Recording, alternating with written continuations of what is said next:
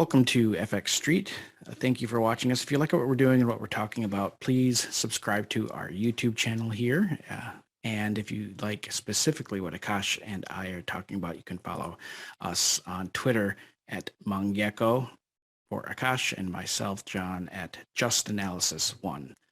Taking a look at Ethereum, had a pretty nice move up here, forming a little bit of a double top against the previous traded range, really almost exactly a month ago in that early September level. We've had a little bit of a rounded top show up, pulling back down to the Tenkan Sen, which is acted as a pretty consistent area of support. We are trading in, I've reset the RSI into bull market mode. So we have the oversold conditions at 50 and 40, overbought at 80 and 90, and that's kind of where we are sitting above right now. The point and figure charts are pointing to some continuation move higher if it can sustain that kind of a drive. There was a nice breakout earlier at 3,700 that pushed all the way up towards that 4K zone, but we've had a little bit of a pullback. The setup, it's a little congestive here. So it's a hard read on where it wants to go, because there's a strong case to be made on both sides for bullish and bearish sentiment. But ultimately, one of the things is when you look at slow or fast time frames, if things look overbought, I mean that's one thing. But if price action is not behaving in a way that signifies something's overbought, then it's likely just to kind of sit there. And one of the things that you should expect with any instrument, especially when it's going to test some prior highs or if it's going to enter into price discovery mode, is a lot of times you have participants on both sides of the market not really wanting to kind of duke it out at that area where eventually it'll just kind of drift where it needs to go, and then people pile in. So as we were looking at with Bitcoin, the same thing with Ethereum is if we don't see any strong sentiment over the last few days and into the rest of the week, then the expected move is just a continuation move of the prior move, which is higher. So it's a little directionless here. So the bias should still remain to the upside. From that entry zone I looked at earlier, I mean, the projected profit target range off of that entry is up to 5,200. That's on Ethereum's $50 3-box reversal chart. So that's kind of the projected short-term target. It's not the ultimate high that I see, but that is the current next short-term all-time high. And that does it for me on Ethereum. Akash, I'm passing it over to you. Awesome, thank you.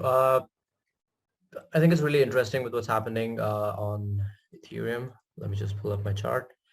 Right. So I think there is a high possibility that Ethereum forms a double top here, especially considering Bitcoin and its position. So if that does play out, right, I'm expecting Ethereum to come down to this congestion band over here, which extends from 3.3 to 3.6 zone. But if Bitcoin kind of bounces around 55K and then like goes higher to retest the all-time high, probably go higher, then I believe like we're going to see something like this.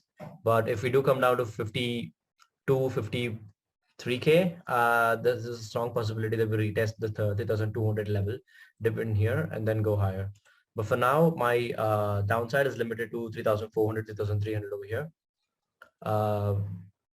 This is like a cautiously optimistic scenario that I'm looking at.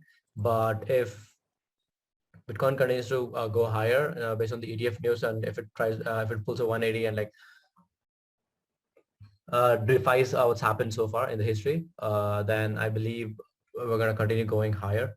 I don't think there's going to be much resistance here as we've spoken in a lot of our previous videos. In that case, and I'm expecting it to reach a 5K psychological level and then 6.3K.